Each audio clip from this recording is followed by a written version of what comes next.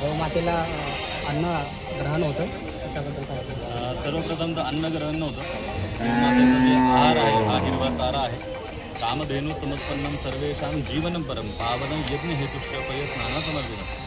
सांगण्याचं तात्पर्य जेव्हा समुद्रमंथन झालं तेव्हा गोमातेचा प्रगट हा समुद्रमंथनातून गोमाता प्रगट झालेली आहे. त्याला कामधेनू असं म्हणतात. ती काश्यप ऋषींकडे गेली आणि योगायोगाने क्षीरसागरांचं गोत्रसुद्धा काश्यप आहे. त्यामुळेच आणि त्यांच्या वाढदिवसानिमित्त आणि यज्ञ यागादी फळप्राप्ती व्हावी, सगळे दोष जे आहेत किंवा त्यांच्यावरती जे कटाक्ष कोणी नजर ठेवत असेल तर दोष निघून जाण्यासाठी आज गोमातेला हिरवा चारा हा समर्पित करण्यात आलेला आहे. आजच्या पूजेचं सर आज गौमातेच्या पूजेनिमित्त संजय शिरसाट साहेब यांच्या बड्डे निमित्त जे तुम्ही कार्यक्रम ठेवला त्याच्याबद्दल काय सांगा?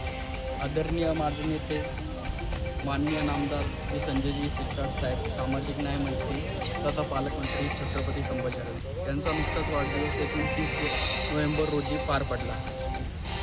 सामाजिकरित्या एक कार्यक्रम घ्यायला पाहिजे. तसंच आरोग्य शिबिर देखील त्यांचं चालू आहे. तिथं आम्ही काही जणांचे सर्जरी, ब्लड डोनेशन, दंतरोग, त्याच्यानंतर महिलांचे आजार असा कॅम्प युगंधर सेवा बावी संस्थेच्या मार्फत त्याच्या अध्यक्ष हर्षदाताई शिरसाट आहे, तो देखील कॅम्प आहे. तर त्याच्यातून एक आयडिया निर्माण झाली की एक उपक्रम, एक सामाजिक उपक्रम राबवला पाहिजे.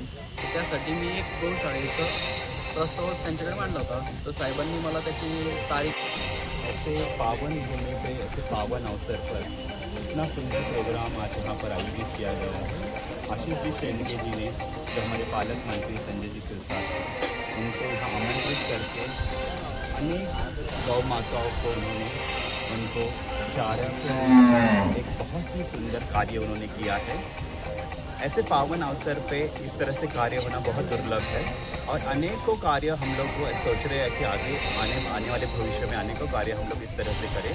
आशीष जी के सहयोग से हम लोग ये कार्य करना चाह रहे हैं जो कि समाज में एक अलग तरीके का अपना एक योगदान वो देने वाले हैं. तो समाज सेवा ही उनका बहुत बड़ा अभी निश्चय उन्होंने किया कि इसके आगे मैं हमेशा समाज के लिए कुछ ना कुछ कार्य करता हूँ. छत्रपती संभाजीनगर माननीय संजयजी शिरसाट साहेबांचा जो वाढदिवस होता 29 तारखेला, त्या दिवसापासून आम्ही माझे बंधू